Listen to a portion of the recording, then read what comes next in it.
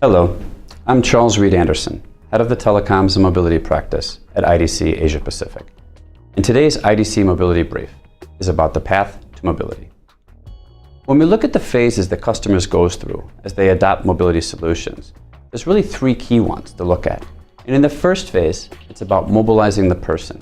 And this isn't anything new. This has been around for over 10 years since the early days of the BlackBerry. It started out as people just accessing email on a simple device. And it has evolved, but not that much. What we've seen is an explosion of devices through BYOD, or Bring Your Own Device, as well as CYOD, which is the Choose Your Own Device initiatives. What we've also seen is people starting to leverage unified communications and extending that out to mobile devices, and allowing people to access from different types of connectivity layers. So they do secure remote access over Wi-Fi when people are on the road, and allowing people to access the back-end systems.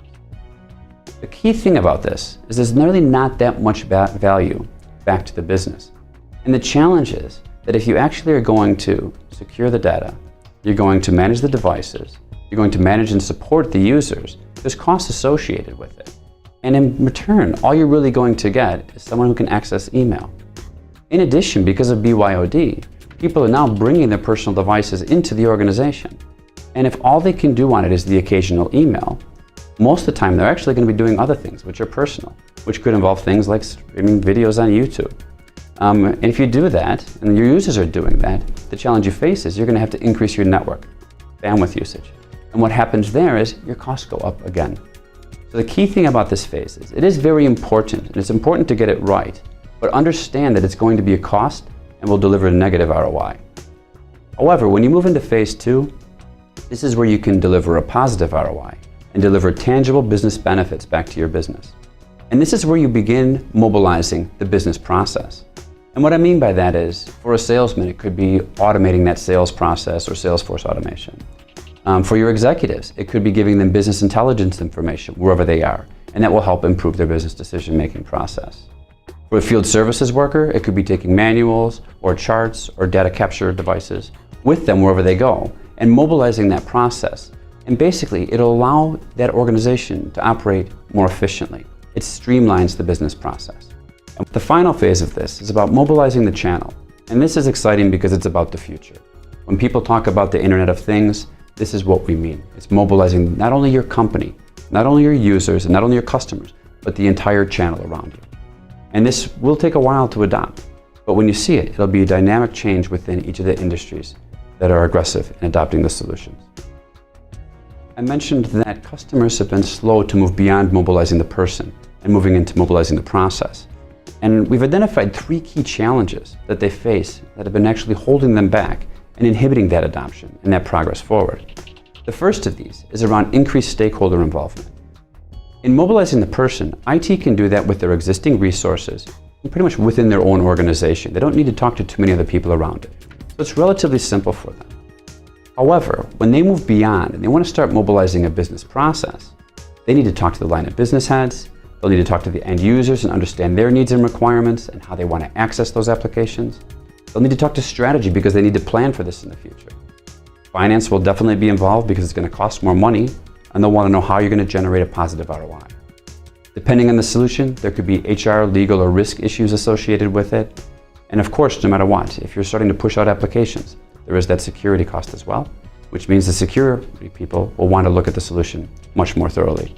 And finally, since this is going to get a lot more visibility within your organization, the CXO levels will be looking at it as well. So what went from being a very simple product and solution has now become very complex, and IT now has all eyes on them. And that's what's really been holding them back. When you start looking forward about mobilizing the channel, it becomes even more complex. Because you take the complexity that you had internally within your organization and you multiply that by all the people in the ecosystem that you want to bring together. It's the distributors, it's the wholesalers, the suppliers, even the end customers. It adds to the complexity. There's more people involved who want to say in how the service will be delivered.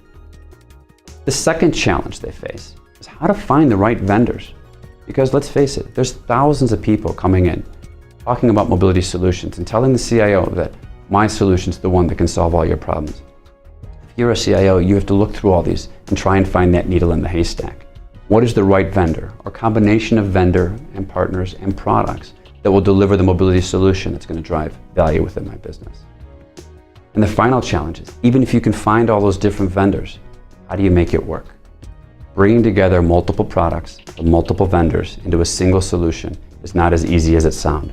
It's very complex, it'll impact the back-end infrastructure, and if it's not done correctly, you'll have a lot of people very upset. So finding that partner who can help with this delivery and integration work is vital. So what does this mean for the vendor community? Well, we have 3 key tips for you in engaging with the customers on this. First of all, engage with them early. Get involved in the strategy definition, even if it's outside your core business. Advise them on the things they need to think about going forward. Number 2, focus on developing the skills within your organization. And that's not only the technology skills, it's also business skills.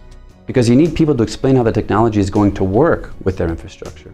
But before you ever get to that point, you need someone who can go in and talk to the customer about their business and the challenges they face, and explain to them how your solution, combined with your partner's solution, can actually deliver value to them. And finally, develop that partner ecosystem. Because when you do that, it'll allow you to actually deliver better quality service as a whole to that customer. And in particular, focus on systems integration and delivery. Thank you for watching the video on the path to mobility. And if you'd like to discuss it further, please feel free to contact us. Thank you very much.